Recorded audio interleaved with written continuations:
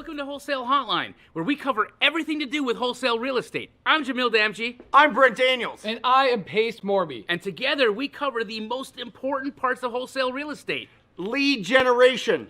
Conversion of sellers into contracts. And dispositions. Guys, remember when you're watching this show, do us a favor and squad up in the comments. Make sure that you are liking and subscribing to the YouTube channels and in the Facebook group Wholesale Hotline. Most important, we want to know we're doing a great job for you and helping you build your business. So go give us a review on iTunes and or Spotify. So squad up and enjoy the show.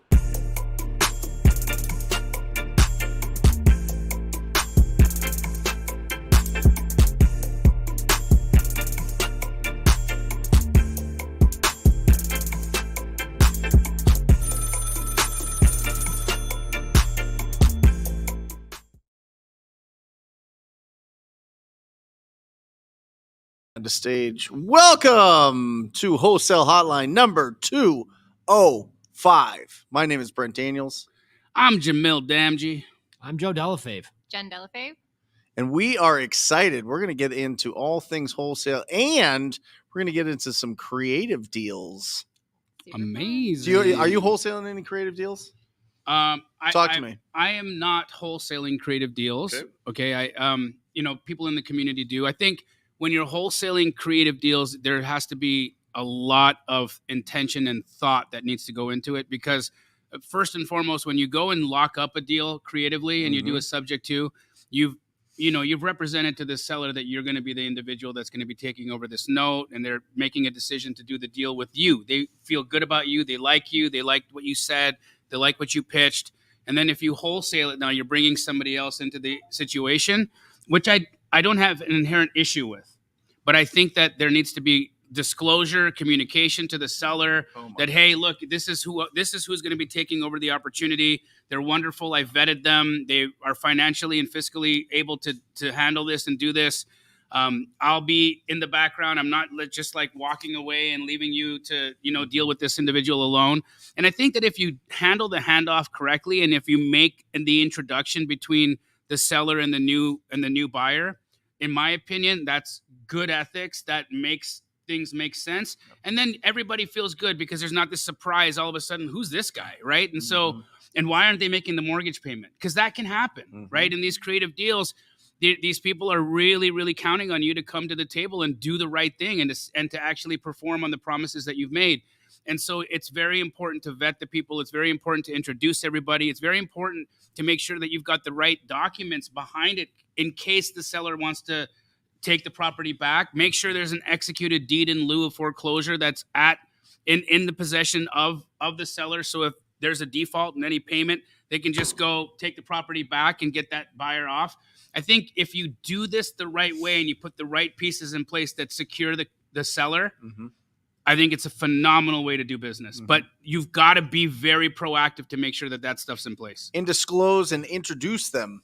Correct. Yeah. Disclose, introduce them, make sure everybody's comfortable with each other, right? Because this person's taking over the payments. They're taking over this person's credit. And if this person is like, I've seen, right?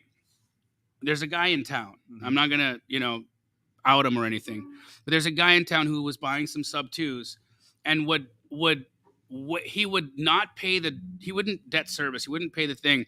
And he would wait until it became like a legal matter. And then he would go and pay. But in the meanwhile, this seller is getting notifications from their institution.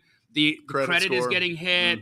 They're feeling completely let down. They're feeling upset about it.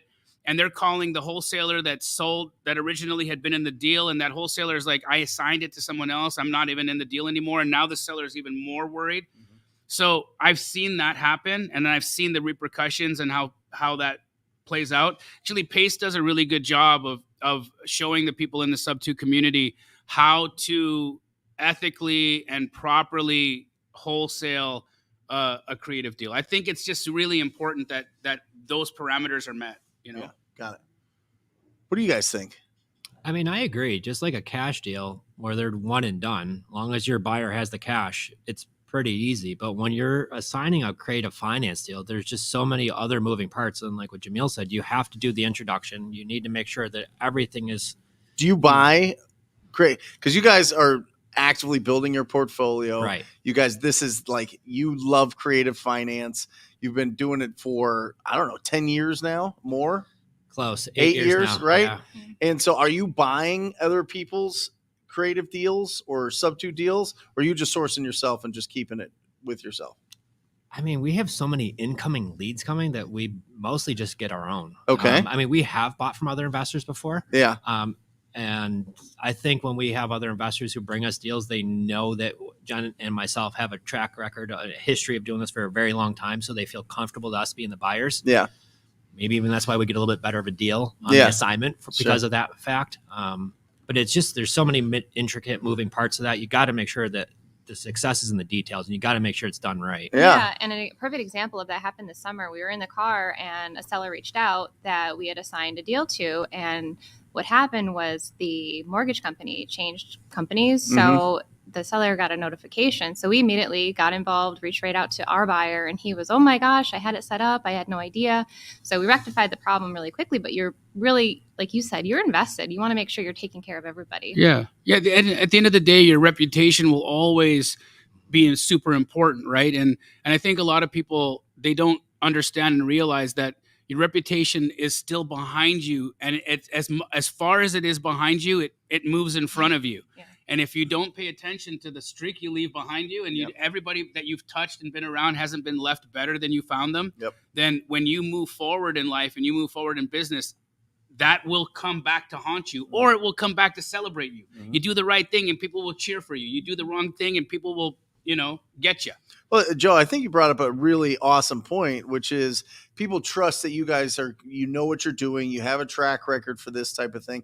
So when people are reaching out, you're brand new and you're selling deals to, you want to assign a deal to just get your cash flow up. How do they pick the right people to assign it to? You know what I mean? Yes. Like what kind of pre-qualifying or vetting out process can you give to people so that they understand that the best interests of the sellers are going to be, considered here?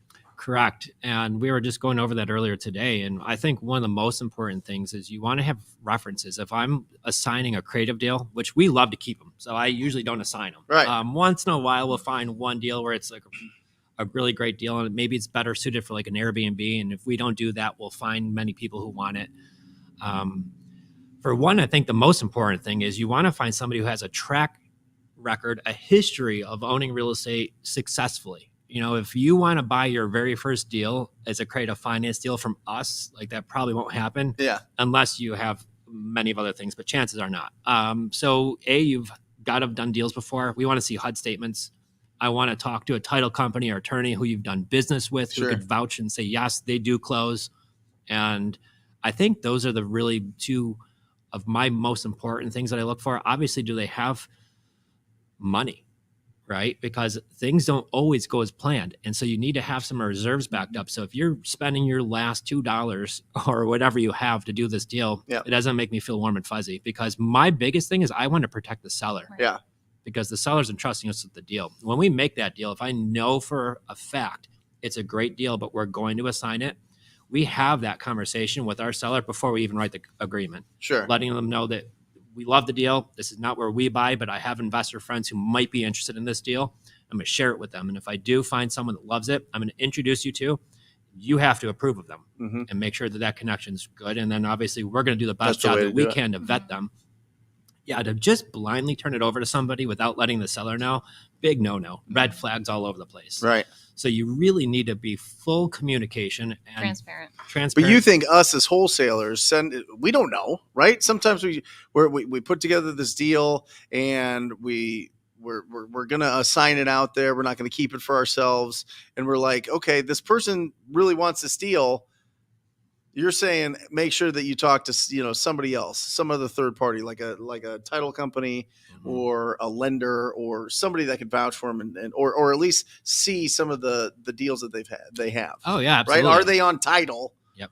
On these deals, right? Can you pull them up? And we can pull up on whatever resource you use to pull lists. You can pull those those addresses up or the names up and see if they actually own properties. And I think that's really the way to do it. Well, you want to make sure that, once again, they're not experimenting on this creative finance deal With somebody's credit. And does anybody ever do that, Jamil? I mean, come on now. Come on. Yeah. I have so many examples of folks that have done this the incorrect way, and then just how it blew. I did it that way. Mm-hmm. You know, I don't talk about it a lot, but when I was in Canada, I was involved in a lot of creative deals. In fact, when the market tanked, I had 42. I had 42 subject twos that I had, some of which I had signed out, some of which I had kept, all of which wouldn't cash flow, and they all went underwater, and it blew up. It blew up in my face. It blew up in the sellers' faces. It blew up in those investors' faces. And I'll never forget how that felt. Yeah. I'll never forget the damage that was created. And I think that's a part of the reason why I've been so apprehensive to dip my toes into the world of creative again, was because of, I just saw the damage that could be done if people don't have the financial resources to pull themselves out of, because every time you take over leverage, right, you think about it, and the market does what it does. But if there's something that dips and cash flow starts to get negative, and people don't have the financial capacity to actually pull that up or make the debt service or take care of the gap, that's a problem, right? And so it's just really important that, if you are going to dip your toe into that, and if you're going to get involved, have a war chest, have funds available in case things go wrong, in case you got a tenant that destroys everything and you got to go in and remodel the place, in case rents dip. Because look, at the end of the day, you guys have seen the depression in rents that have happened over the last few months. That's happened in short-term rentals. It's happened in midterm rentals. It's happened in long-term rentals. And so it's harder and harder these days to get something to cash flow. Now, not every investor is looking for cash flow. People like Pace love depreciation. He doesn't care so much that it cash flows. He wants it to break even, but he's buying it for the depreciation, right? Yeah. So depending on the level of sophistication of the investor, they're going to have different motives for buying. And I think when you're vetting them, that's something that you're looking at. Like, how financially stable is this person, so that if things do turn around, will they be able to take care of this situation? Because if they can't, I don't want to do the deal. And I actually really appreciate your guys' method and how, in earnest, you guys are so transparent with your sellers. That's how I think it needs to be done, right? Yeah. And here's the beautiful thing, because we've seen, Pace has taken over the world of creative finance in terms of its education and how things go. And he's done a phenomenal job. Mm-hmm. He's done a phenomenal job of helping and making sure that people understand the ethics behind it and what their responsibilities are. And I think that a lot of the shenanigans that happened because people were miseducated, and they were taught, you get this off your hands, you take your 10 and you move, and I think that's where the problem was, I think the old guard didn't care enough. Yeah. And that's the issue. Let me ask you guys this. So I want to get into your guys' history, but you guys, portfolio, cash flow, the whole thing, do some wholesale, but it's not your bread and butter. Us guys, we're like, we want to do wholesale. We want to go out there, get a bunch of deals, do a bunch, and then we'll just buy properties, cash at some point or something like that. So let's have a little back and forth on your strategy versus our strategy. Because I think our strategy is pretty dope. Build a business that runs pretty much without you, that has incredible cash flow, and you get to cherry pick the best deals when you want them. Versus go and build a portfolio, get the cash flow in like a subscription basis is really what, I don't remember who said that. Somebody said that like rent is a subscription. And I really like that thought. Yeah. If you look, I mean, it makes sense, right? What's your average cash flow per property?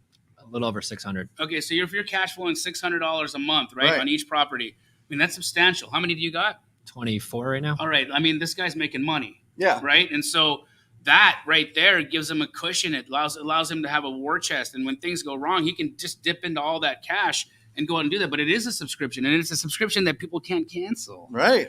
It's pretty beautiful, right? I'd say you guys have done a phenomenal job in doing that. But do you ever lose sleep at night with holding on all that debt? No. No. I do. I wake up sometimes wondering what the heck, as any business owner does, right? But I think, honestly, subscription basis is interesting. We actually liken it to almost like a Ferris wheel. We actually love rent to own. So we hold our properties for as long as we can, but at some point our goal is to make a renter a homeowner. So do you primarily do lease options then as a beautiful Yes. The actual strategy. Wraps with the lease option as opposed to a subto. And it's so good because that keeps them involved. It keeps them in the deal. They're, you guys still have a lot of control in that lease term. You got to see their payment history. You get the option fee, which comes in right out the gate. And if they don't exercise the option, unfortunately, they lose that deposit, but you get to do that again. So we don't. You don't keep the deposit. Well, we do. It's a non-refundable option deposit. Yep. If they don't execute the option in the 2 years that we give them, we just renew the terms. So they're going to have a new lease price and a new payment for the property, or price for the property, but we don't kick them out. So we've got some of our renters who are in there for 6-7 years, moved in 2017, still paying rent every month, have a large non-refundable option deposit they gave us back then, which went to like marketing and other things like that too. So we're able to use that money. And since they didn't buy it out in 2 years, but they love the house, they want to own it, we just keep on renewing it at new market terms. Yeah. And so once in a while, you have a few that do buy, throughout the year. And the ones that don't buy, we never kick them out. We don't take their money. We just keep on renewing it. And it's like that set it and forget it infomercial from way back in the day. And that's really what it is, because, you get a chunk of cash when they move in. And if most of our deals that we buy with creative finance, we're buying them with $100 down plus some closing costs. Insurance policy, we usually set aside about 3 payments aside. So it takes us a couple months to find our right tenant buyer. But how are you finding your tenant buyer? What's your primary source of leads for that?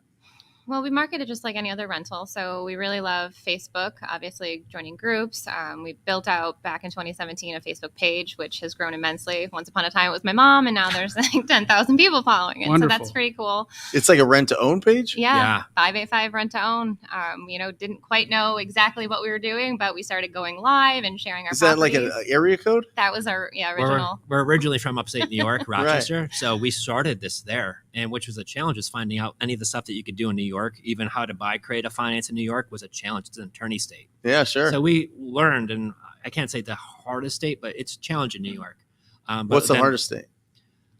I don't know. We're just going to jump in on you guys, by the way. Massachusetts is tricky. It's tricky. But, we learned in there. Texas, I believe, is also a little bit sticky as well, right? With lease options, it is. You do an agreement for sale in that circumstance, or what's your strategy there? You could sell it on a wrap. Okay. But in a lot of the other states, what we would do is we'd buy these houses with $100 down, pay some closing costs, some insurance policy. Most of them are really nice properties in nice neighborhoods.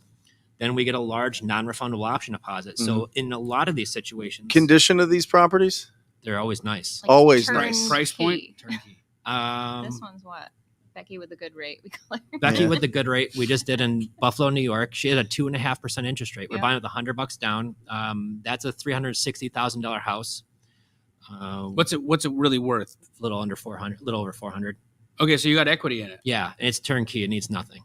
Okay. Will you only do turnkey then? You're not going in and do a carpet and paint and the whole thing? We will if we need to. Okay. Or you could offer handyman special or work for equity if you wanted to. Work for equity. Yeah. Yeah. So hers was built in 2013. So it's a 10, 12, 11-year-old house. So a lot of times what we found out was if we changed anything, then our tenant buyers would move in and then they would change it anyway. Undo whatever we just did. And so we thought, let's stop doing that. Yeah. You paint it and then they repaint it. You put carpet, they want to tear it out, put hardwood. You're like, what am I doing? Have you done any really high-end houses in this format? Question being is, a lot of people that are, let's just say, for instance, you're Brent Daniels, right? You're rich AF.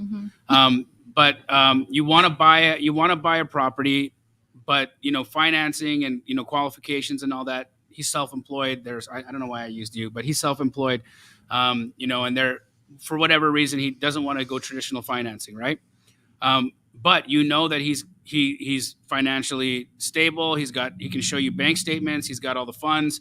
But he wants to buy this 10,000 square foot beautiful house that you could potentially get for a pretty good deal. I know of folks who do this pretty house lease option situation where they're getting option fees of like $100,000, $150,000, $200,000. And they just scaled that situation to higher end homes because they attract a higher end buyer who has more money for the option fee and will most likely continue to be able to take care of the property. Is that a strategy that you guys have ever looked at? Is that something that you guys have done? Yeah, so every market's a little different. So ideally, yes, we do, to answer your question. We just did one in New York, completed it. We bought that in 2021, Nanda. $100 down, turnkey house, gorgeous neighborhood. We put our renter in there for rent. Price point? In upstate New York, we bought it for $290, and we rented that out for $400,000. Our renter gave us $28,000 to move in, I believe is what it was. We were cash flowing $1,200 a month on that property because we took it over a really good rate. And then when we got it cashed out, we got a really big back on check because they qualified for a mortgage in a few years. So in Rochester, where the average house is probably about $150,000, this was a $400,000 property. So there, yes, multi-million-dollar properties we haven't. Ideally, what I've always found for the sweet spot, the bread and butter, is those median house range and under. Because it feels like when housing market gets hot, those properties still go up in value. When housing market takes a little bit of a dip, those still stay kind of healthy compared to the high end stuff, which is just, I'd love to get in we're in Florida. So to find a couple $1 million property is just like the house next door. Yeah. So I'm sure we will be getting into more of those. I know when you're going to find your renter, you're going to need a little bit extra time to find the right person who's got smaller pool to $200,000 to put down versus somebody who's got 30,000. So what's your primary source of leads? So we're going to drop some dimes today. Yeah, let's hear it. We love Facebook. We talked about a little bit about the rent zone, and so literally translated that into I'm talking the other side of the deal. Talking to sellers, So we just flipped it. So you guys are going out looking at pulling lists. Is there a specific list you guys? No. What are you doing? We do Facebook sponsored ads. Okay. Tell us more. The neat thing about Facebook, we kind of discovered this about 4 years ago. We did direct mail. We've done door knocking, cold calling. We've done a lot of these, and they all work. Everything's great. But we found is when we do sponsored ads on Facebook, people are reaching out to us. We're now messaging them a couple of questions, kind of weeding some of it out, and then we get on the phones with the really great ones. What's your cost per contract on a Facebook sponsored It's a little post? under $2,000. Little under $2,000. Okay, that's actually really good. Yeah. Do you have a company that does it for you, or are you optimizing your ads yourself? We have a company that facilitates it for us, but we tell them the ads to run, where to run them, how to do it. We kind of just tweaked it so many times for the last few years. We've narrowed it down, but our average cost per lead is probably like $5-6. So you got to go through a lot of leads. So you're sifting through a ton of people, because if it's $2,000, it's $5 a lead. What? How many people is that? It's a lot. 400? A lot? What is that? It's a lot. You're going to spend we could look at a few hundred leads before we'll actually make a deal. Yeah. So our system of how we kind of refined that was when somebody reaches out to us, they just message us. Okay. We message back and forth. During those questions, we're asking 400. You're talking to 400 people at $5 a lead to get a deal. Yeah. That's Sometimes great. depending on where we market though, because like we market pretty heavy in Tampa and that number goes a little higher per lead. Okay. But then when you're in like Pennsylvania, it's like almost free. Will you go nationwide, but just stay in like good school districts? No, we used to do nationwide. Okay. That's a whole other animal that because you could get leads for under $2. Yeah. But what happens with Facebook, they're going to put You did a deal in Alaska. North Pole, Alaska. Well, technically, the seller came out of North Carolina. Yeah. Right, okay. Came out of our North Carolina marketing. And they said, if you want to buy my house, you should not buy the one in North Carolina, buy the one in North Pole, Alaska. Right. And when our acquisition manager reached out to us, we're laughing at it. We're like, ha, ha, ha. Was Santa No, it's actually a legit town with a military base and people and not just Santa. It was not Christopher Kringle. No. But that was a great deal. They said yes to terms. So we wrote it up as terms, or it worked well for a cash deal. And we ended up wholesaling it the opening weekend to a cash buyer. So, So a lot of times when we're doing a deal, it might be a great cash deal or a terms deal. So some of these deals that we're doing, we might do what we call the creative flip, where we buy it with, a wrap or something like that. And then we just maybe do a clean out and then just sell it right away. Sometimes there's some small repairs that we'll do. I'm not doing full renovations. We stopped doing that. Yeah. Just too much time. Yeah. Too much risk, too many things. What do you spend in a month for marketing? Probably about $3,500, $4,000-ish a month. Total. And you're because that's 800 leads. Yeah. And you're putting out there, we'll give you, what is it? 100%. Full price. That's full it. price for your house. Yeah. So that's a huge way. And then the big dime that I'm going to drop right now, guys, is if you want to generate off-market leads for free without having to spend any money, all we recommend is if I want to target, and I could do this right here today, if I want to target Phoenix, I would go to Phoenix, Arizona on Facebook under my own profile. I'd find out every type of Facebook group that's in Phoenix. It could be I Love Phoenix, I'm moving to Phoenix, singles looking for singles in Phoenix, Phoenix garage Hiking sale in groups, Phoenix. hiking in Phoenix. I like whatever. And there's so many different interest groups. There's hundreds of thousands of Facebook groups. Yeah. So you join these groups. Then we go into making a post inside the group. And all our post says is, does anybody have a house for sale that's not market ready? I'm looking to buy one in the next 2 to 3 weeks. And you will put that into a Facebook You group. don't even warm up the group with like, where can I get the best burger? That's right. Yes, I do. Where You is the certainly best? No, could, seriously, they were actually. telling me this on the phone, Jamil. Yeah. They'll warm up the group with like, hey, you know, where's No, the place I for was men- just like, it was just like straight to dick pics, huh? Well, hey, once in a while, that's what you get. But what we do, a lot of these, You should warm the group up. yeah. So I might write in there, what's the best place for a men's haircut, best Right. place for a burger. And in that group, if you get 190 comments telling you the best place to get a men's haircut, guess what's going to happen when you put in your real estate post? You're going to have the same type of reaction. Engagement, yeah, because they Tons. saw that your first post had a lot of, and it re-engages your group when you do it. So you do the warm up. You do the warm up, and you're like, hey, you know, where's the best place to hike? Where's the best burger? Where should I get ice cream? Yeah. So, and you usually use that post as something that's related to the group that you're in. So if you were like, you know, we like to hike, or you like, what's your favorite hiking shoe? Right. Right. Okay. Even if it's a garage sale group, you can still put what's the best place for a men's haircut in a garage sale group. Right. And there'll be people who are just answering your question, tons of them. So then after I put that post in there, the admins usually see that you're not a scammer or a bot or whatever they want to think. Yeah. And then a week later, you put in what we call that blue post, because when I type that wording in there, the key to it is you can make a different color background. You can make it like the poop emoji, the heart emoji, different colors. I make it like blue, pink, orange, whatever you want. Post that in there. And what do you post? does anybody have a house for sale that's not market ready? I'm looking to buy one in the next 2 to 3 weeks. Okay. Now, before you go crazy, if you do that a lot, Facebook will say, hey, you put that into 50 groups today, we're going to stop you, right? So you put it in about 5-6 groups a day. You change up the wording ever so slightly. So my wife and I are looking to buy one in the next 2 to 3 weeks. Like, you could kind of change it.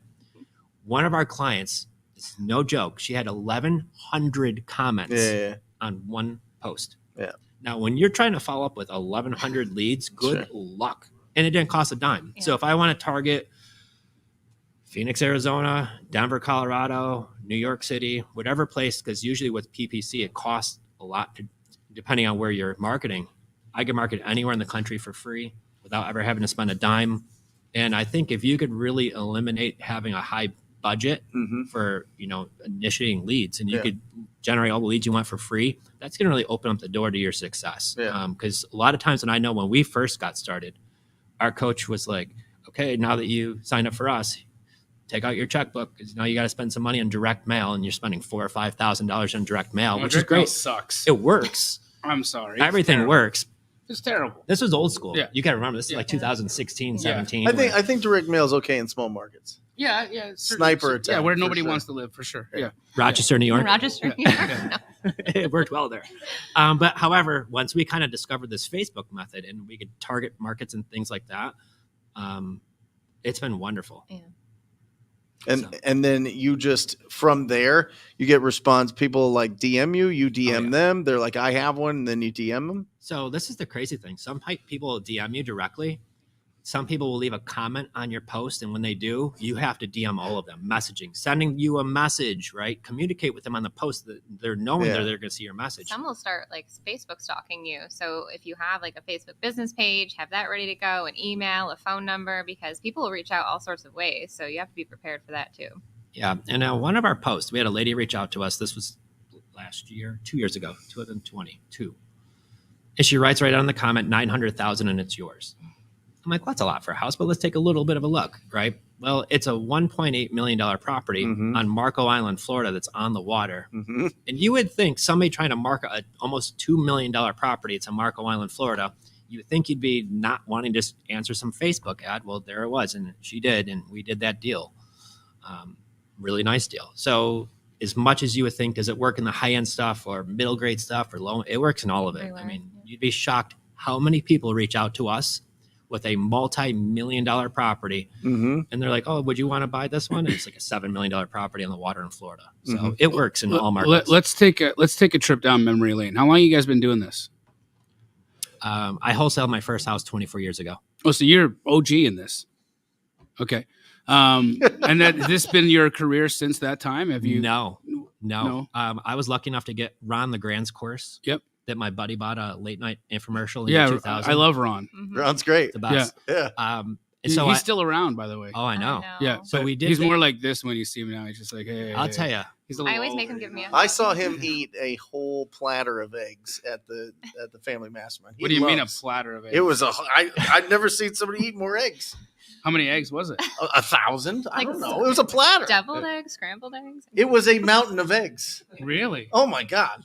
There was no legs left. He ate just eggs? Was there hash browns, I ketchup? think it was just eggs. He just eats eggs. Yeah. My man.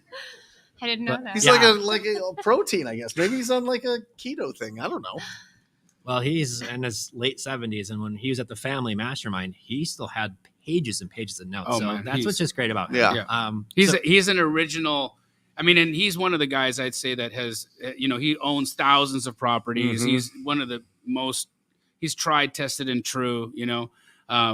He's a friend of all of ours. We love the guy. But yeah.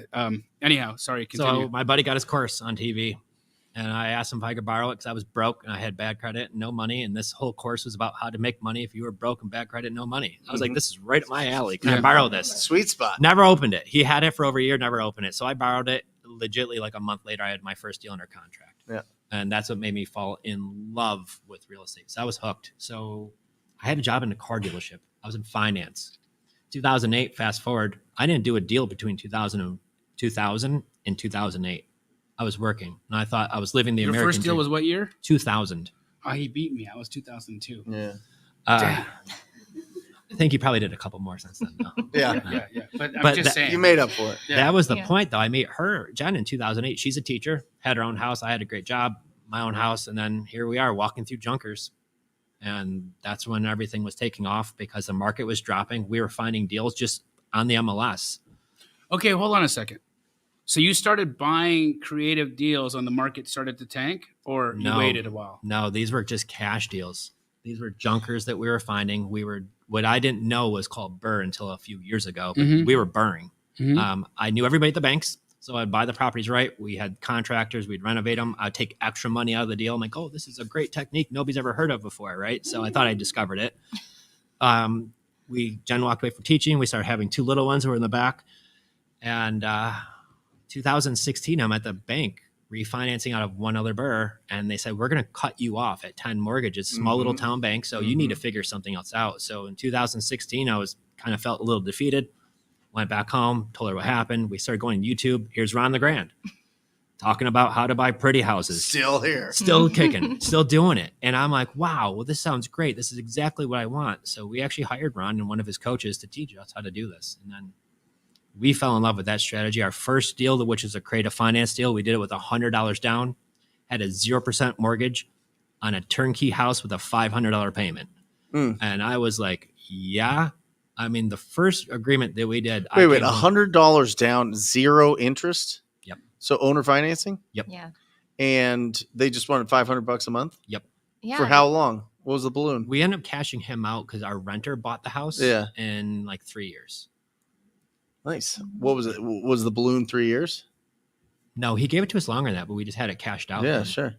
So we had our renters that we put in place with our renter-own program. So when we bought that house, I think it was about, I don't know, maybe $4 So grand. in you, closing wait, costs. you have an owner that has a property that's in perfect condition that Mhm. wants $100 in their pocket and just $500 a month? Mm-mm. Well- I had to fight him for that 100. Yeah, I was going to say he was very emotionally attached to this house. His grandfather had left him. Okay. And so his buddy moved in and was paying him $500 a month. Mhm. And he was still paying taxes, insurance, was going to have to take care of maintenance, all the things.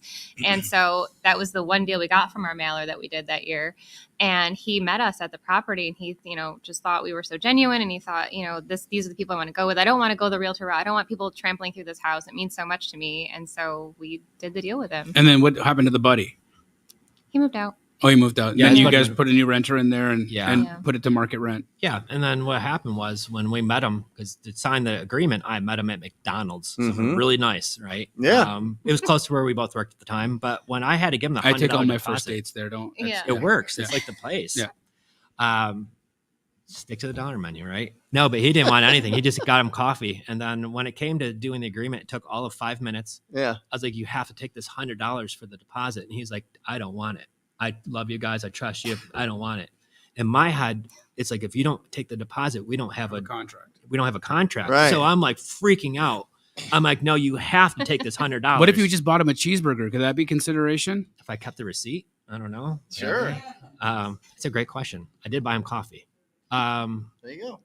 I didn't even think about that. But I was freaking out. So I made him take the $100. I'm like, take your wife out to somewhere nice to eat for dinner. $100. I don't know what you're going to get, but at least, he took it. And that was the deal. Guys, if you got any question for this lovely couple, please put them in the chat. We're super grateful to have you guys here. Amazing strategy. You're averaging around 2 deals a month, it sounds like. Yeah. Your monthly spend is incredibly low. You guys have built a beautiful portfolio of cash flowing properties, averaging roughly $600 a month. You've got 24, I believe you said. Yeah. Is that right? 24. These guys are the epitome of what it looks like to have a family business, a Mhm. mom and pop real estate rental portfolio that they're going to be able to leave for their children and create generational wealth because of this, right? They're getting mortgage pay down. They're going to get appreciation. They're going to get some depreciation. Actually, I wanted to talk about depreciation real quick because you don't have that. It sounds like if you're doing lease options, are you taking advantage of accelerated depreciation? Oh, yeah. What about the recapture once you sell it? That you have to make up for that. Okay, so are you ever trying not to sell it for the recap because of the recapture, or are you okay to sell it and then pay the tax? Well, I mean, we'll pay the tax. Ideally, what I want to do is find somebody who loves the house. They want to move in, and maybe 10, 15, 20 years from now, they decide to buy it, or anytime sooner. Great. But, obviously you will have to take care of that recapture. Okay. And how long of an option period will you give? So what we do is we give you the first 2 years, and then we renew it for 1 year increments every year after that, but we will change the terms. So for an example, So no more deposit, but terms will change, or do Yeah. you take more deposit? no more deposit. Okay. The terms will change. However, what we have with some of our renters, that anything they pay above the rent also goes to that non-refundable option deposit. So we have some families that are paying $600, $700, $800 a month over rent. Because they didn't give you a deposit in the first place? Like No, they did, they did. but they want to see that deposit grow over time as like a piggy bank to them. Oh, because they're intending to buy the house. Yeah. Yeah. We've got this one couple Wow. in a condo in New York right now. Yeah. I think they pay, was it $750 over Mhm. every month for like the last, I can't even tell you how many years. Tell me about the demographic of your buyer.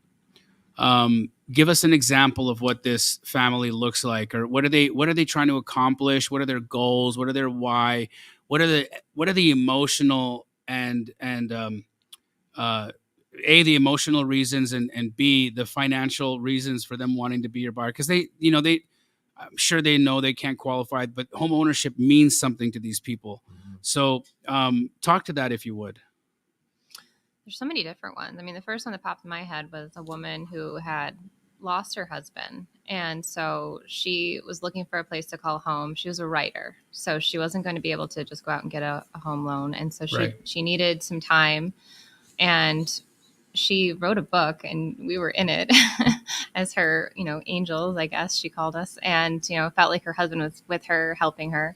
And so she just felt that if she could find the right home where she could produce her writing, and her family, her kids would be able to move in, and they did buy the house out. And so that was a different kind of case. But, in her case, she just needed some time, and she wanted to go travel the world and really leave it for her children. And so that was a really special house, I thought, too. I always That's a love that beautiful one. story. Yeah, I Yeah. love that one. So it seems like a lot of folks, it's like 18% of the population could qualify for a mortgage, Mm-hmm.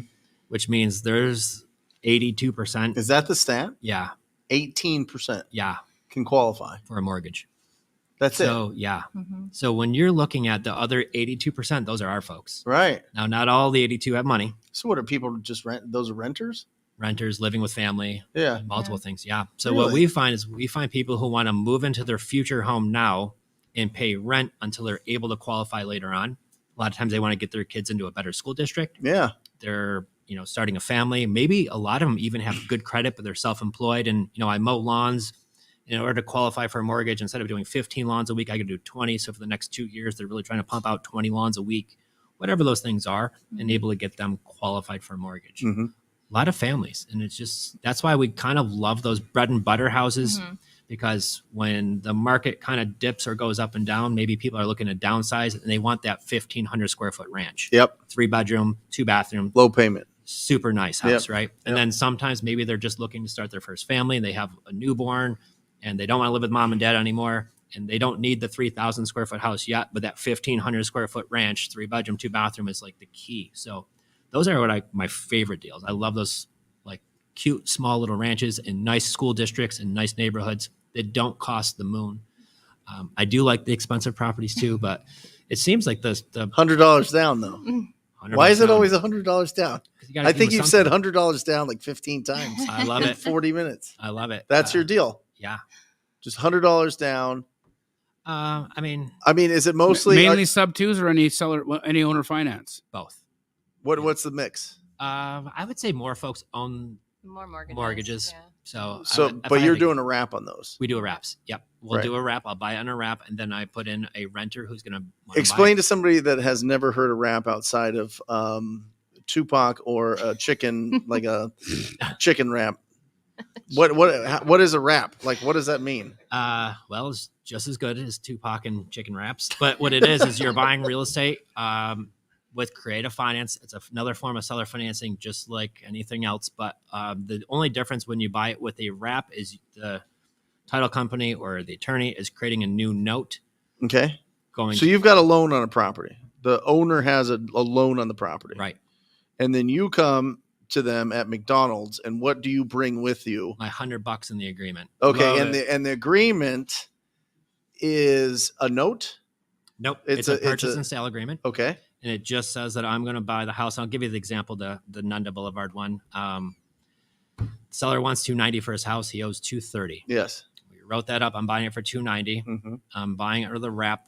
So I'm buying it for $290, Mm-hmm. and I'm taking over his payment of $1,700. Okay. He gave us a 30-year term. Are you giving him the difference between 290 and 230? Yeah, but he's waiting up to 30 years because I hear a lot of folks who they like to give the equity in a monthly installment payment to the seller. I Mhm. never have. You give them $100. $100, and then I let them know that how soon do you want to get your $60,000 out of it, and I just let them know. Some sellers will give me 20 to 30 years to get them cashed out. Right. And some might want to get cashed out a little sooner, like 10 to 15 years. So what's the most amount of time you'd give me? Yeah. And you'd be surprised how many times people say, I'll do 10, 15 years. Yeah. We've had people say 30. That's no problem. So I'll write that up for a 30-year term, like our one in Nunda. And you don't give him a dime on towards that until you get closer to the time? just the hundo. That's it. Wow. Yeah. And so now what happens, we put in our renter. Our renters move in. They got this beautiful house. It's home. They're paying rent. They gave us the big chunk of money to move in. We're getting some cash flow. And then when Real our quick, renters- you skipped. Okay.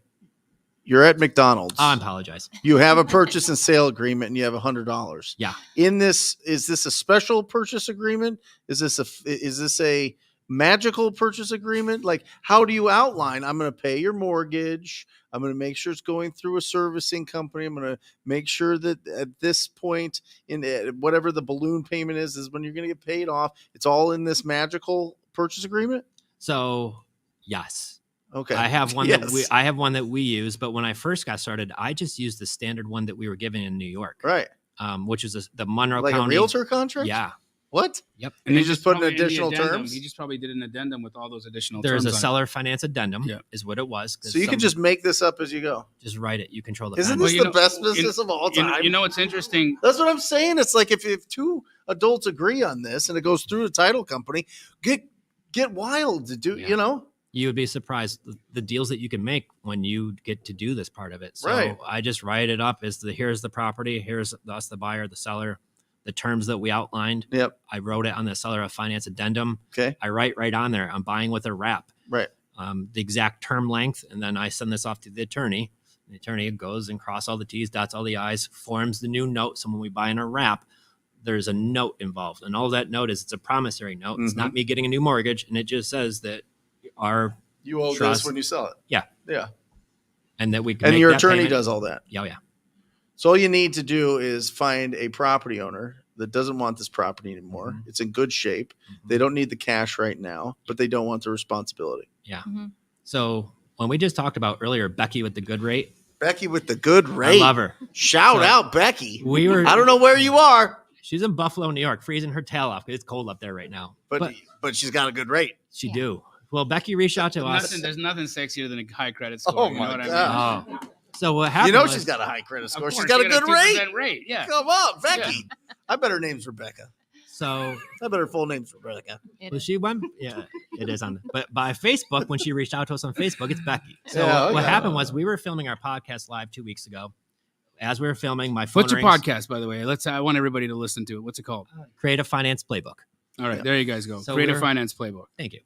So we were live and the phone rings. I'm like, hey, who wants to hear me do a seller call? 'Cause I love doing seller calls. Right. So I answer it. I'm explaining to her we're going to buy it. Now Becky wants 360 for her property. Mm-hmm. She was getting lowball cash offers from these cash investors. I'm like, how dare them do that? This I guy can't right here. believe they're offering you how much. And she's like, they're all under 300,000. Can I call you Rebecca? Yeah. I was like, how dare them, right? Your house is worth so much more. It's beautiful. So she said, I really want 360. She owes 169. Mm-hmm. So she's got 190,000 of equity. Now on that deal, she said, yeah, $100 down, but we had a 5-year balloon on there, but her rate is 2.5%. Mm-hmm. Her payment all in is about a little over 1,900, and that rents for 2,600 to 2,800 all day long. So here we are going to be able to buy that property, pay a few thousand in closing costs, probably 5, 6, 7. Insurance policy, 1,500. Set aside 3 payments. So all in, we're going to be maybe 15,000. Yeah. I'm looking for a renter who's got 20 to 30,000, or if not more, to move into that house, and we will find that for sure. It's a really nice house. It's in the section where, if you know Buffalo, it's where like the Buffalo Bills players live. So it's a nice area, and we're gonna make somebody a beautiful home. Now our price is going to start out at $399. Mm-hmm. So it's not a huge markup. Some of these you get better than others, but we got $40,000 of what I call free equity, and with $100 down on a turnkey house. I want to ask a question about the sale price, right? Because there has to be deals that you are selling overvalued. Thinking about when it's going to be time for them to actually refinance the house and actually take you out of the deal, right? Mm-hmm. So it may not appraise for that value at this current moment. Have you had a situation where a buyer was like, you know what, I came into some money, or I really want to take this deal, I want to go qualify right now, and then you have a situation where you don't appraise? Has that ever happened? And no? Mm-hmm. Okay, so no one has ever tried to exercise the option too early. We have, but Yeah. we've had some where if you have a large enough non-refundable option deposit, it could semi make up for that. Really what I try to do is I try to price it appropriate. If you have 2 years to buy it, you're not getting today's price. But I made many, but the one deal that we made a mistake on was we locked in a renter. How for are a you 5-year determining term. what's that going to be? Are you going by just appreciation, 7% a year, 5% a year? How are you targeting what it's going to be worth in 5 years? And that's a little bit of a trick. I'm just basing it on what I've seen in market depreciation. And then I might even go a little bit tad higher than that, because you could always go down if you need to, but you can't go back up. But it's got to appraise. So if I have a house that I think in 2 years from now will be worth 400,000 and it comes back at 425, this happens to us all the time. So that's why you don't want to sign them up for too long of a term.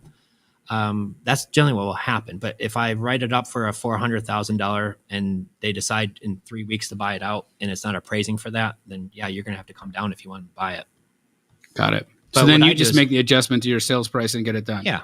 But Cool. ideally what we do is when we're putting somebody in, we use a screening company and they give us an idea. These folks will be mortgage ready in 18 to 24 months or 12 to 18 months. So we know their chances are not going to be mortgage ready right now. Are you helping them with rebuilding their credit? We don't, but there's a company that facilitates that. So if they want to, the screening company also offers that too. So in the time that they're paying you guys rent, they're building their credit. Mhm. How bad are some of the financial situations that people are coming into these? I'm sure there's bad credit, foreclosure, Mhm. divorce, bankruptcy, all kinds of shenanigans that happen in lives, and this is no reflection or judgment on the people. Life situations and circumstances happen to everybody, and every person is doing their best. But in that experience or in that situation, how do you mitigate that? So we work with all credit types. But I was in the car business for 20 years in finance. So what I've seen many times is there's some people who have got bad credit where they're good people. They just had something bad happen to them. Yeah. A divorce, an illness, they're out of work for a while, things like that. Then you have the people who are career at never paying anything on time, worried about those, right? So how do you spot them?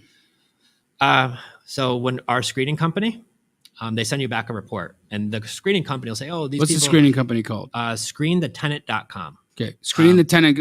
Guys, we're just trying to. We're shaking the gold out of their pockets. Yeah, we just are. so you know. Get it. Yeah, we are. Screenthetenant.com. Keep going. So it's a company out of Pittsburgh, Pennsylvania. We've been using them for years. So they'll give you back about a 70-page report, and on that report, we just did one, and the report we got back, credit score was in the 400, so it was low. But I'm like, okay, well, why is it low? And I started diving into the credit history, and his most recent credit history was a car loan. Out of the last 24 months of having that car loan open, he's only made payments on time 5 times. Wow. So if he can't make a $400 payment on time, what's it going to be like when he gives us the 20 grand to move into this house? Because he's got 20 grand. My brain goes to thinking, if you've got 20 grand, why aren't your car payment on time? Right.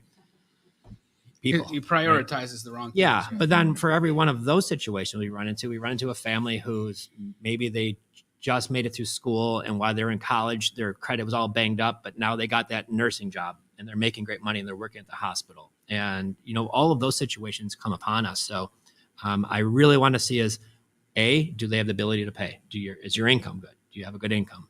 If you're making $20,000 a year at, the gas station down the road, and you want to buy a $500,000 house and you got some money from grandma to put down on it, it's not going to work, right? So we want to make sure they're able to afford the payments too. I got some questions for you. Did somebody really asked that question? Yeah, that's a crazy Oh question. boy. Wait, well, I mean, she super chatted it, so we might as well just Okay, ask. super it. All chatted. right. Okay, here we go. Okay. I'm 30 years old and make $220,000 a year. Would you guys advise me against investing in breast implants? Investing is a good word, I guess. Thank you, Susie. Yeah, don't get them. Next. Super nifty Susie. Wow. I mean, I assume that's she paid not, $5 for an answer. I get, I'm assuming that's not her real picture. I don't, because it seems like it's already too late. Oh, it does. Yeah. Yeah. Well, I guess the answer is depending on your line of work. Yeah. Yeah. Maybe it's a good investment. Maybe it's not. You know what? I think Susie's real name is Larry. See you, Larry. Thanks, Larry. Let's keep going. I got some good questions here. It's the internet, guys. Really? One here, just I love this for all of us. So, Jen, why don't you start out? The confidence for the first deal. Well, you got to start with the belief that you can do it. Mm-hmm. And then from there, obviously getting around the people that are doing it, learning from them, and then just being okay with messing up and taking the messy, massive action. Mm-hmm. Because if you're not willing to just take those steps and fall a little bit, but have people that could help pick you back up, then you're never going to know. So you just have to know that we all start scared someplace. Back with rent to own buyers, I was terrified to get on the phone and talk to those people because I was so new at it, but I did it. And now here we are today. But what's the obsession with getting it right? I mean, come on. At the end of the day, when you see what Brent's accomplished, Pace has accomplished, I've accomplished, these folks have accomplished. In the end of the day, you're seeing, the 10% of our wins. Mm. Yeah. That's what you're seeing is the 10% of our wins make up the life that we get to live, not the 90% of our failures, which happen all the time. Mm-hmm. We're continuously failing over and over and over and over and over and over again.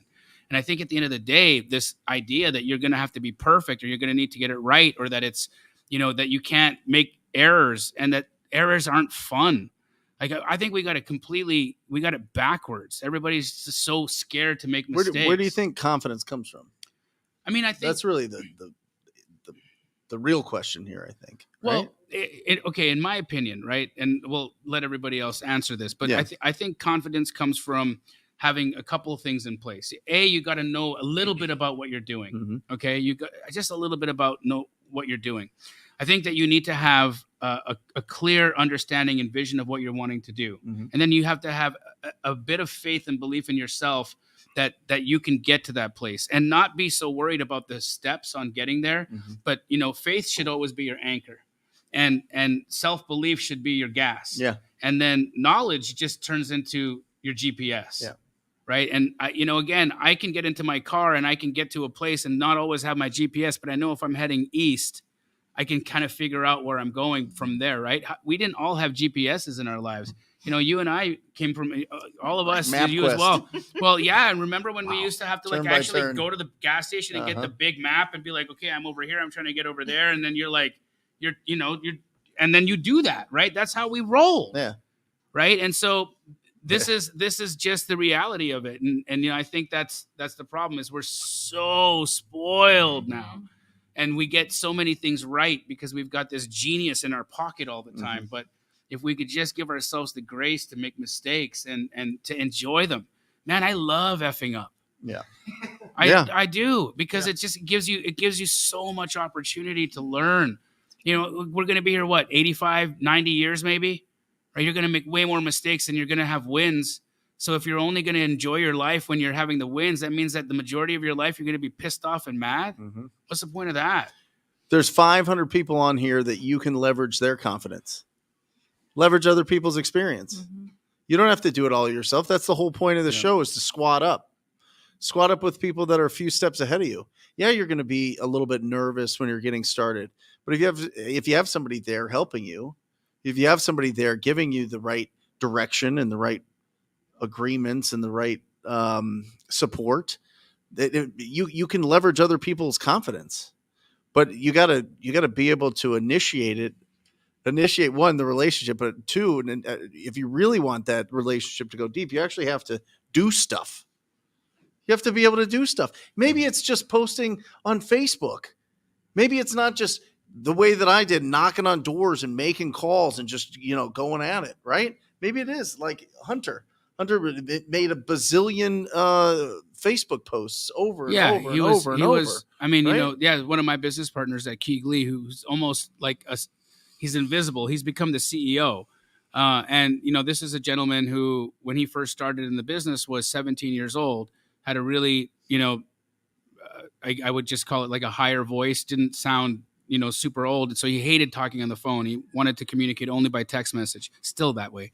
But, I remember him and I were doing a lot of transactions, and it got to a point where the guy did 50 deals and he never spoke to a single human. He did it all over DM and text message and smashed it, right? Became a millionaire without ever having to talk to a single person. And so he looked at his personality. He looked at what the limits were of what he felt comfortable in. And then he just went ham in his comfort zone, but still took the action in the way but that he he squatted was up with doing. you. He squatted up with Josiah. Of course, he found the people around him that were going to be able to fill the gaps in areas, right? But he still did those deals without me or Josiah. Yep. At the end of the day, if he didn't have Josiah or I, he still created his opportunities by being able to just lean in on his strengths, right? Which I think is beautiful. If we can all just do that. Awesome. Mine is you also all of these things. Plus, you have to have some type of like determination.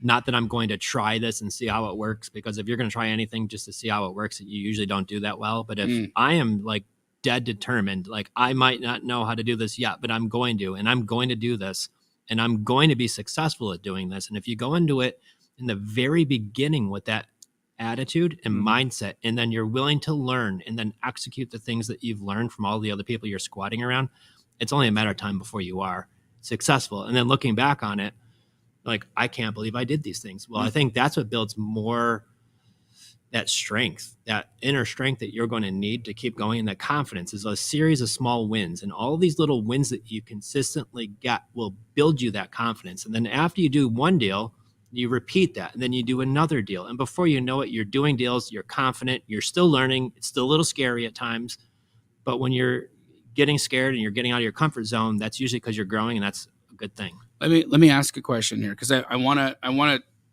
We've heard a lot of the wins. We've heard, how things have been really, how you guys have like done a great job.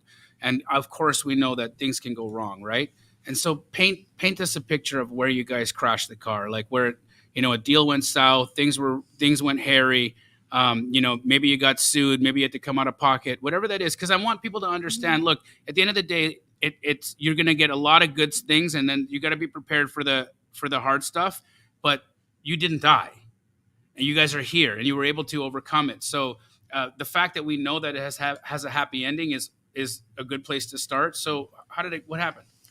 Where do we start? I mean, we could spend the rest of the wholesale hotline on just that alone, right? From having one of our rent-to-own buyers burn the house, catch it on fire, right? Because they got a couple months behind and left the pan of bacon on the stove accidentally.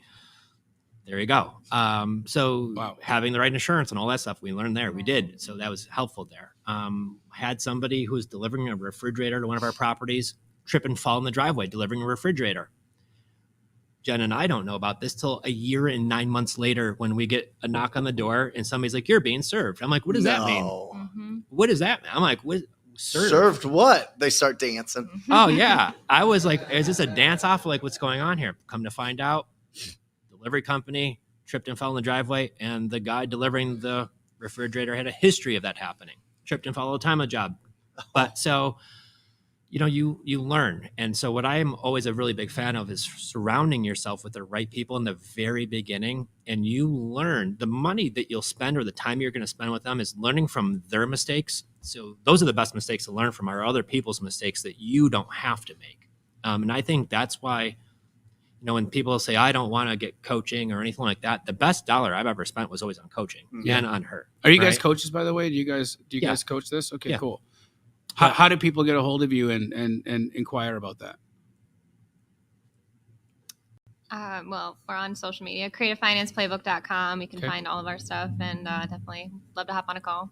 Yeah, and I think that was always the thing, is that every time we worked with a coach, we've learned from their mistakes, their experiences, and that's what always launched us to that next plateau every time. So getting around the right people, I think, is key. Yeah, and I would think too, you know, it's as you grow, like there's always problems, and you just have to become accustomed to them, and they do get bigger at times, or there seems to be more. What was the scariest? I want your horror story. Michael Myers jumps out of the washing machine kind of story. I mean, we've got photos from an eviction last year where there was some dolls, we can say. The guy left him, or I'm sorry, What the kind guy, of dolls? Yeah, that kind of doll. His girl broke up with him. And she moved down south, so the girlfriend kind he of replaced her with a doll. Oh. And when he moved out of the house, he left his girlfriend behind. The doll. And the doll.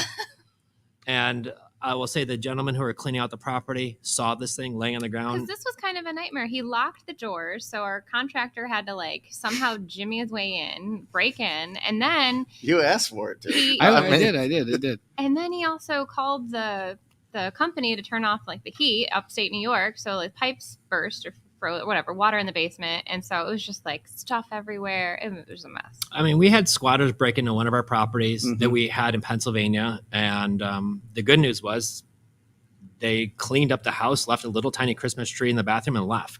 So, I mean. And then in a house in Watertown, we hired some cleaners. There's a good one. People to clean out the house. And you usually get a dumpster, fill it with all the stuff. Well, these folks apparently didn't have a dumpster, so they brought a trailer and filled it with the seller left some of the things behind, and then they took it to a cemetery. So on a Sunday we got a phone call from our seller that the trooper had called her, freaking out that she got a call from the state police saying that you left this gigantic pile of your garbage at the cemetery. And she says, "No, I didn't. I sold that house with all that stuff inside of it." I'm on the phone with the state troopers. Oh my God. People are at the house. So they say, "No, we cleaned it all out." I mean, that kind of stuff. It's just yeah, now we just just shenanigans. laugh at it. Yeah. We're like, are you kidding me? Yeah. Racky said that. I got it. Oh yeah, he left her behind because she didn't have feelings for him. Well, Wow. We have the best audience ever. Thank you. Yeah. Thank you. I love it. I do have this question, though, because as you're talking, me and the bulldog breeder are feeling the same thing. That's so hard to believe that people don't want their equity, that you can just give them $100 and they're like, pay me off years from now. So here's what I learned in sales a very long time ago is you can never, like predetermine what a seller is going to do. Hallucinate. Don't Yeah. put what you think they're going to do in somebody else's head. Because the reason why our sellers are willing to do this, and I could give you just Becky with the good rate, she's got $190,000 of equity. She does not want to list it on the market. She wants it sold right away. Why? Because she bought another house around the corner. And this house is costing her $2,000 a month, and she's living check to check. So her burning desire is to get the property sold for her price, which she accomplished both of those things, and to get the monthly debt relief off of her back. Mm-hmm.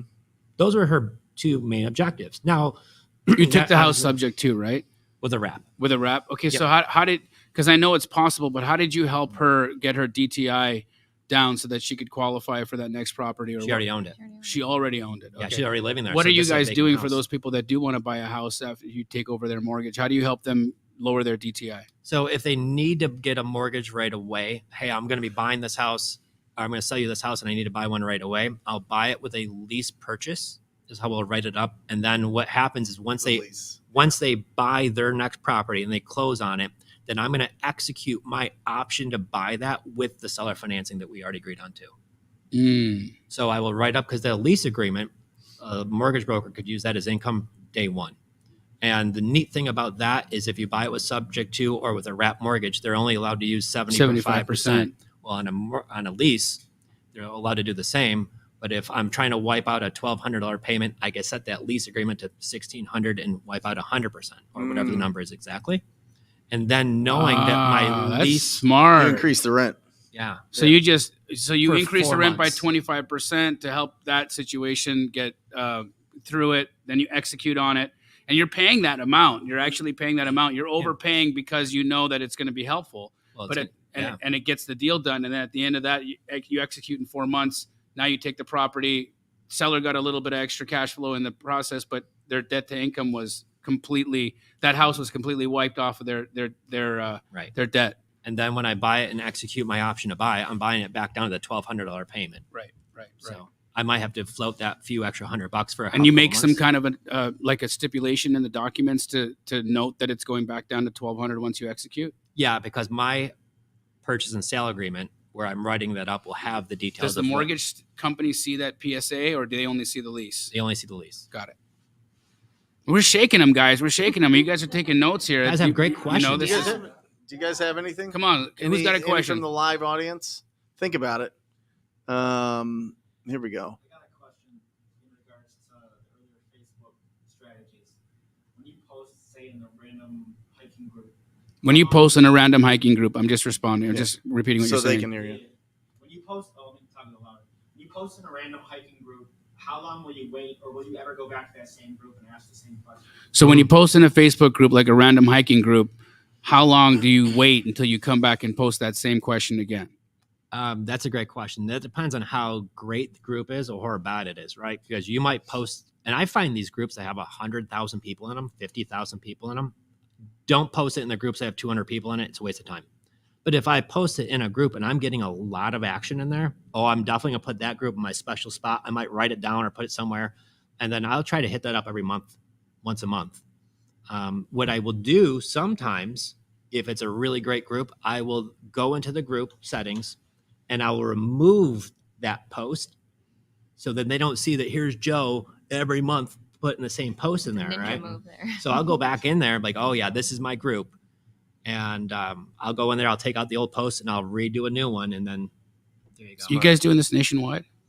No. You We- tightened up, right? Oh yeah, we did originally nationwide in the beginning, and we were getting bombarded by leads. We're trying to comp properties in the middle of Nebraska where there's nobody else around. I'm like, well, what are we doing? Like, let's get down to the core states that we like, probably about a dozen-ish. Yeah. And we What are hit they? those. Can you help us out? What's your favorites? Florida, because we live there, know it. Pennsylvania, New York. I know the landlord laws are a pain, but comfortable there. Yep, Carolinas both do well. Georgia does well. Massachusetts, now we're in it, so might as well start hitting that more. Texas is pretty decent. There's the challenges with Facebook marketing. If you do Facebook sponsored ads and you're going to do the whole state of Texas, well, it's going to be putting you into the middle of like Corsicana, Yeah, you're going to get Texas, some where Lubbock. you don't even know if there's Yeah. anybody even there, Yeah. right? in Lubbock's Texas, I huge do. compared to some of these. I know. yeah. I just like saying Lubbock. I do too. Yeah. Lubbock. Lubbock. But when I do the Facebook groups like we're talking about, if I want to hit Dallas, Texas, I'm going to join Dallas groups, Fort Worth groups, and I'm going to hit that area hard, and I don't pay any money. So What performs better, your free marketing or your sponsored ads? free because it doesn't cost any money. Oh, yeah. And then It just too- isn't getting you as many as you'd like. You working with agents at all? So we do, but we don't work with agents that bring us deals. We farm way too many that we could already handle as far as that goes. But Yeah. where we do work with agents, because we also do some of these flips. So sellers, when they're reaching out, it might be a wholesale deal. It might be a creative deal. We don't know. So we ask the questions, right? And some sellers say, no, I won't do seller financing. Well, then if we were to pay out cash and close when you want, what's the least you'll take? They give us that number. We go back and we look at where we're at a wholesale deal. And a lot of these wholesale deals, we'll either buy it and wholesale it for cash, or we'll buy it, clean them up, and then we'll put them right on the MLS where we do work with an agent then. So when we're finding these deals, like we have a mobile home in South Carolina, never been in this part of the country. We've been through South Carolina, but not where this is. This is way out in the sticks. We just found an agent who had some recent sales of mobile homes in that area and reached out and said, hey, what do you think I could sell this for? Can you do a walkthrough? Can you bring a contractor with you? And he did. And he did the walkthrough. Says, Joe, I think you could sell this for in the high hundreds, maybe get close to 200,000. I told him what I'm buying it for compared to with the work. He's like, this is a deal all day long. Go do this. And we're doing it. We got one we just closed in Pensacola. We're doing the same thing on. So All from Facebook yeah. sponsored posts. Yeah. Incredible. Jen, what's the lifestyle like? It's amazing, honestly. We used to live in cold New York, and then I said, let's go for a month down to Florida. Ended up staying 3. My whole plan was to move there, and we did. So the cool part, too, is that we started homeschooling our kids because of COVID. I was a teacher, and so kind of just in me to be able to teach our own kids. But now we're able to travel. I mean, to take a week, come here, explore Arizona, and just check out different places is really awesome. Part of their homeschooling is lead follow-up. Yep. Jamil. Oh, yeah. Our That's son incredible. Yeah. So Incredible. my- Which of your children are real estate savvy? Can we Oh. put them on the spot? Hey, come here. Ricky Bradley. Bradley. Come on up, guys. He's like, I'm Robloxing right now, bro. Come on out. Come on up. Nice to meet you guys. Hey, give it up for him. Come around so you're on. There you go. What's your guys' favorite part about what your parents do for work? Here, you can talk right into that microphone.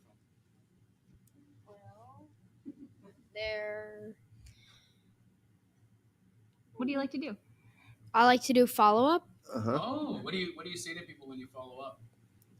like just say if there's someone that say hello Mark ? That's what you post? Do you text them or do you call them? Text. You text them? Do you like that job? Yes. Do your parents give you money when you follow up and a deal happens? Sort of, yes. Yeah. Sort of. You got to negotiate 5%. Okay. Yeah. Okay. Say when I get a follow up, parents, I want 5% of the deal, and you can put it into your college fund. Okay. Oh, yeah. Pretty cool. How about you, sweetheart? What's your favorite part about what your parents do? I like to do the follow-up too. Yeah. And I like deleting people from the CRM when they say stop. Deleting Yeah. people? You don't the mean Yeah. people? Yeah, the mean What's the worst thing that somebody's ever said? stop. Yeah. Awesome. Awesome. Thank you guys. Give it Thank you, up. Give it up for them. How old are they? They just turned 9 and 11. Awesome. Wow. Yeah. Wow. What's really cool is that they're understanding rejection. They're understanding what it looks like and how much work it actually takes for things to happen. And you're engaging them in such a way that they're going to be able to get out into the world regardless of whether or not they do real estate. They're going to understand that life is a series of chances and risks, and you're not going to win them all. You're going to get rejected a lot, but at the end of the day, your path will find its way and you'll illuminate in a beautiful place if you just keep showing up. And teaching them at this age to do that is incredible. Real estate is such a beautiful thing, but Do the you run freedom that you numbers? guys have is pretty cool. Yeah. Do you run numbers with them? Is that math? Is that math class? Is like, let me show you how to do this rap real quick. So they're not at that point yet. Okay. coming. However, we take them to the properties. So Right. my daughter, I mean, this girl's been through so many different houses, and we always call it the one house. Every house has their own names. There was the bug house where she was 4. Yeah. We had a house that was rented. The renters move out. We went there, and it was a summer day. And she was looking at me as we were walking through the house. She's like, "Dad, I have bugs on my legs." Uh-oh. And I'm like, "Don't worry about that. You know, you're 4-year-old, right?" And then she's like, "No, but Dad, I do." I look. My daughter had about 100 fleas on going up one leg and 100 fleas going up the other. And I'm not exaggerating when I say 100. I look down at my legs, 100 coming up mine. I mean, it was like crawling to the point where, yes, Fleas? Fleas. Don't they like? Oh, yeah. We ran like the cartoon where you get up and you're just sitting and running, but you don't go anywhere. Then all of a sudden you're gone. Yeah. Like, we did that out of the house. No doubt. We were in the backyard of this property. It's in like the normal neighborhood, completely naked. How is that not the horrifying story? You There's gave us the There's so many. there There's was so a many. rubber lady in a basement There's so many. type of story. So- That's way more horrifying. Yeah. So that Oh one my was called the bug house. And after 4 I'm months trying to block that one out. of exterminators, that house is no longer the bug house. But, you know, it took us that. So, I mean, they've been to so many houses. We just did a video I put on my YouTube just, I don't know, maybe 2 months ago. The house was so bad. This is in Sarasota. Open to seller financing, $5,000 down, 0% mortgage, buying it right. We get out of the car. They won't even get out of the car. I walk up to the property. I could smell the house from the street. Mhm. You guys have all been in front of those. Yep. You don't even have to even walk in. You could smell it. I already know it's going to be needing one of everything. I walk around the yard and there's just piles of debris. And then all of a sudden I hear like this wrestling going on and thinking it's going to be somebody who's homeless because there was homeless people living there. Well, it wasn't. It was wild chickens, Oh yeah. like just running around the yard. So, I mean, they've come to all of these things with us. So they see that it's not always just about getting a bunch of money. That's like, it's behind the scenes stuff. Mm-hmm. And she Um, did lock up a deal, and then the deal went backwards. So that was tough for What her. do you mean? How'd you lock it up? Our most popular YouTube video is a video of myself and my daughter while we were in the kitchen. I was making dinner. I'm like cutting up an avocado, and she's messaging a seller about a seller finance deal in Texarkana, is where that deal was. And Texarkana? yeah, it's I don't know what that word means. It's a city that is between Texas, Oklahoma, Do you know what it is? Oh, you do? Louisiana. Yeah. But they had a house there they wanted to sell. And so I'm like, okay, message this. And she's writing them. And the guy's like, deal. Until we had somebody go do the walkthrough. We Yeah. found out that was another one of those houses that you could smell from the road. They didn't tell us that part. But they said yes. So just getting them involved with all the different things, I think, in the very She's early still stages. mad about that. She's so angry that deal did not go down. Oh. So angry. But so as far as follow-up goes, they both have YouTube channels and they love to get cool things for their YouTube channels. So when my son wants a new stuffed animal, he'll be like, Dad, there's this new stuffed animal I want for my YouTube channel. And it's like $12 I found on Amazon. So do you need any follow-up done? And I'm like, as a matter of fact, we do. He's like, all right. He gets my iPad. We put him right into our software, our CRM, and he just messages everybody their first name with a question mark to get them re-engaged. Yep. And when they do, our team takes over. So he just sits there and messages. It takes him like 3 So days. this is a good question. Do you homeschool your kids or do you believe in traditional schooling? We homeschool. Right. We just love the flexibility, and I kind of hodgepodge curriculums together, but there's some set it and forget it's, and there's lots of stuff online. There's so many different places you can bring the kids and communities in Florida, especially homeschooling. There's co-ops. There's a lot of opportunity out there. You just got to look for it and be ready to go against the grain. Right. Which Right. is a good thing. What are you guys' thoughts on college? If they want to Long use, pause. not to party, okay, not for some, I want to learn basket weaving. Like if you want to go to college because I want to be a doctor and that's what it takes, then that's great. If not, like, Yeah, it's either a professional designation where it's required to do that Mm-hmm. in order to get that designation. Otherwise, no, we're not supporting a degree in sociology. Yeah, well, I feel like I grew up in that era. Like you had to go to college, Yeah. so I did want to become a teacher, and then I had to get my master's degree. And I met him, and like I'm like trying to pay for my master's on a teaching salary and owning my own house. I was a little bit of a mess, really, if you looked at my finances, because I'm trying to do the right thing. And now I'm like, what I made in 1 year of teaching is one deal. And that's like Right. a small deal, right? Mhm. And so where was that education back then? Because I feel like I don't know. Could go on and on about that. I'm going to send my kids to your house. they'll have a good great. time. Yeah. They'll have a good time. But Well, I never went to college. Yeah. I I was going to be a chiropractor, chickened out last minute, didn't want to touch people my whole life. Just kind of freaked me out. So I took that 1 year off to go find myself. I found myself partying all the time. So, you know, I never went to college, but what I've spent on learning how to do this business is way more than I would have probably spent in college. Oh, yeah. Talk about that a little bit, because, you know, you guys educated yourselves and spent money doing that. What are your thoughts on that? You know, not just because we are all in that business, but just with respect to the experience that you're able to absorb from other people. Were there good coaches? Were there not so good coaches? How much did you guys spend, and what would be some red flags and indicators of how people should choose who they want to work with? So we're still spending. So I don't know it's well over 6 figures. I will tell you what we've totally spent, but we've been doing this for a while now, learning from a lot of different coaches. So the one thing I've always been really big on is find a coach who is really aligned for what you want to do, right? If I want to do wholesaling, I find coaches who teach wholesaling, who are doing wholesaling, who are successful at not only doing it, but teaching others too. And if I'm looking to do commercial properties, trying to find a coach that's doing wholesaling is not going to be the best fit. So I try to find out what you want to do, and then find out who are the best people who could teach you how to do that, and then pay them. So then you could take more of the elevator to the top floor rather than trying to take the steps and banging your head against it the entire way.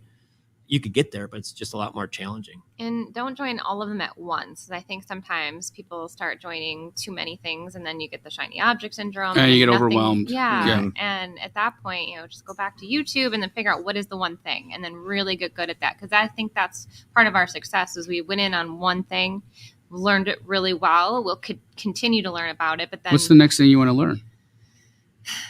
Oh my gosh. Probably, commercial, probably. Yeah. I think that's the next step too. I don't know much about it. And I think that I would love to. With like retail, office, multifamily, what's your deal?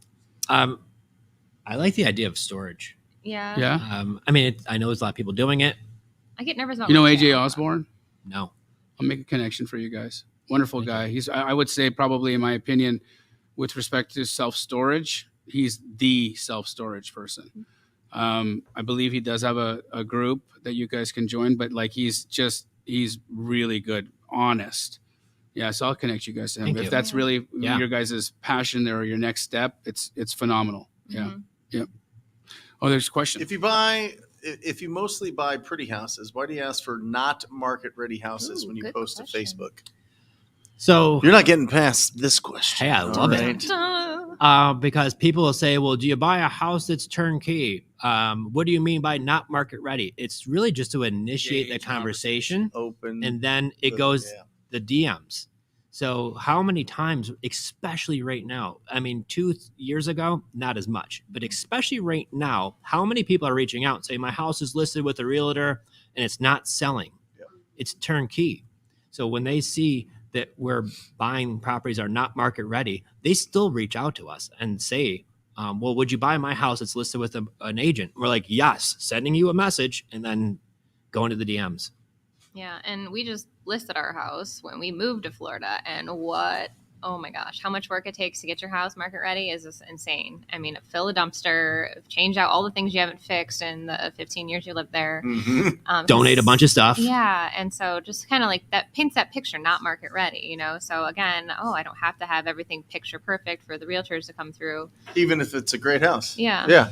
And there's also if it is, not market ready, but potentially sellable, they haven't had a conversation yet with an agent as well. So you're kind of catching them pre decision making, or they're thinking about it, but they haven't started moving the ball down the road. So they haven't, asked a ton of opinions. And so that's actually hacking the timing aspect of it as well, I think. Yeah. Well, and not only that, by this Facebook post, there's not as much competition because, if I pull a list and I do a direct mail or I cold call it, maybe there's other investors who probably pulled a similar list or the same list, right? And they probably maybe have already gotten calls. Where with our folks, there is no list of these people. So I can't tell you how many times I'm like, have you talked to an agent or another investor about your? No, you're the first one. Mm-hmm. Could not believe how many times that happens. It's like pay-per-click too. Yeah. For real. Yeah. No, but I love it because they're reaching back out to you, and it feels very, non-aggressive. You know what I mean? You're just like throwing it out there to see if anybody has, some properties they want to sell. You know, and you get agents. Agents will come to you and, hey, what are you looking for? Well, of course, it happens all the time. So you're going to get agents. It's probably a good strategy for what you got. You know what I mean? Yep. Because now you're like, okay, well, I'm looking for not market ready houses. Yeah. Now the agents are like, well, I got a couple coming up. Yes. Right. Yep. Agents could be a huge resource here, and they're in those groups. Bro. Oh yeah. Oh my gosh. The they're in those groups. Oh yeah. You get a lot of them. Yeah.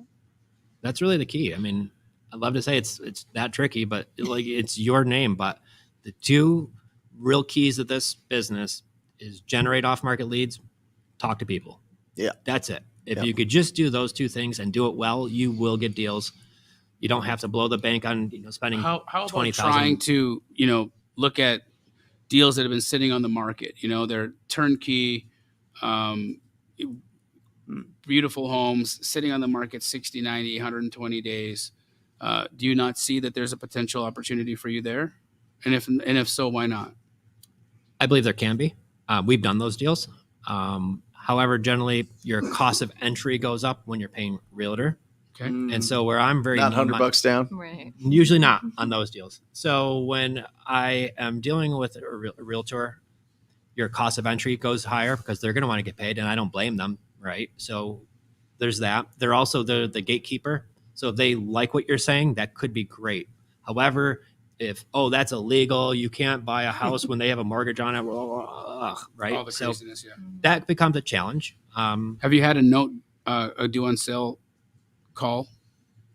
I've got one right now, and they're not really even calling it due. What I made a mistake 4 years ago. We bought a house. The lady was in the beginning stages of a loan modification, and they said, I was approved for it. I have to make 3 trial payments, but I can't afford this. She's like, I'm going to lose this house. This is a single mom. So I'm like, well, we could buy it 2 streets over from where I grew up. So we make the deal. I buy it. We make the 3 trial payments. Life is great. That was in 2020. Well, this last summer, the mortgage company reached out to her and said, well, we're going to re-record the new note that they created with her. And they noticed that she's not on the deed anymore. And I say, so what's going on with this? So I just called up the attorney and I explained to them, I bought it. You sold her, you financed a house to this poor lady she can't afford. I've been making the payments on time for the last 3.5 years. Mm-hmm. I kind of told them to nicely go kick rocks. I sent the paperwork to my attorney. He's having a conversation with their attorney. They say, well, we can foreclose on it. I'm like, but do you really want to foreclose on a house that this lady that you guys took advantage of? She feels that you took advantage of her. And now I've been making the payments on time. There are probably other assets that you have that maybe they're not being paid on time. Yeah. And that's it. And so they're kind of leaving it alone. Mm-hmm. And you guys have done a pretty substantial amount of transactions. It really hasn't come up. It's not something that has been like, an overt risk in your opinion. So no, not at all. And I found I was actually dealing with when you're only putting $100 down. I mean, what does it matter? Right. I mean, if you have an entry fee of $40,000-$60,000 on every house, then that's a different story. If you get a note called due, that's problematic because you've got so much cash out. But you guys are putting $100 out. Worst case scenario is you just give the house back if you don't want to buy it, if you don't want to qualify. Yeah, or unwind the deal and buy it with a executory contract or contract for deed if you needed to. However, I recently learned a strategy that really has my attention. So we deed the property into a trust, land trust. What I was told by a title company in Florida, this lady, Denise, is amazing. Shout out, Denise. But what she said was when we deed the property, you deed it into a land trust. You have the seller as the beneficiary owner of the trust. So now the banks cannot call that loan due. And then you assign the beneficiary interest over to your LLC. So if the bank ever comes knocking and say, hey, we saw that you changed deed, we need to get a copy of that trust. And you show them the trust paperwork with the seller's name as the beneficiary of that trust. Mm-hmm. Your LLC is the trustee. Mm-hmm. But when you show that seller's name on there as the beneficiary of that trust, there's really not much they could do. And then you don't show them the assignment? Definitely not. Right. Okay. I mean, it's all great. This is all, and it's perfectly legal. It's just like, this is just how real estate is traded. There's so many different strategies. There's so many ways to get in this and do this. You look. I've always been the Dave Ramsey style kind of investor, right? And to my chagrin, to be honest with you, because I'm a cash guy. I love owning everything outright. I own my rentals outright. I own my home outright. I'm just like that guy. I went through the crash in 2008 and I lost millions of dollars, and I've got PTSD from leverage, right? Yep. But when I hear stories like this, and I hear the results of many people in the subto community, and I see what Pace is doing in his portfolio, it shows me that there's an incredible opportunity to really, create some awesome cash flow for yourself, have some depreciation. I just got my accountant told me my tax bill is going to be $935,000 this year. I want to throw up. Giddy up. Stupid, right? Why? Because I'm not buying enough real estate. Right? I'm making money, but I'm not buying enough real estate. And so I don't have enough stuff to depreciate. Right. And so, this is really, really running circles in my mind right now, because I'm thinking, if I had just bought 20 houses, or I just bought 30 houses, or, something on creative that I would have been able to have that depreciation, it could have been a great opportunity. But with that, you get the appreciation, you're getting the depreciation, you're getting the cash flow. You guys are You guys are inspiring, and we really appreciated you guys stopping by tonight. Thank you. Thank you for letting us come. Yeah. Thank you, guys. And that's it. Hey. Wholesale Hotline number 205. We love you guys. We'll see you Later. Or just say squat up. So squat up and enjoy the show. Yeah. Yeah. Okay. 1, 2, 3. So squat up and enjoy the show. What are you doing? I didn't say that thing. Why? I don't know. I Okay. forgot. So squat up and enjoy the show. Cool. I think we should use the one where Jamil doesn't say anything.